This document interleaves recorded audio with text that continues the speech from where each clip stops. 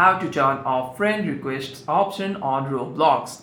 First, you want to open the Roblox application, and inside the Roblox app, you want to simply tap on three bars over here and tap on settings.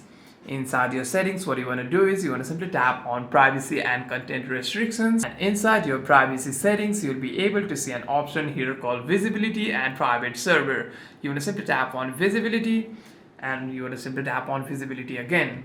After that, what you want to do is you want to simply select all of these options to none.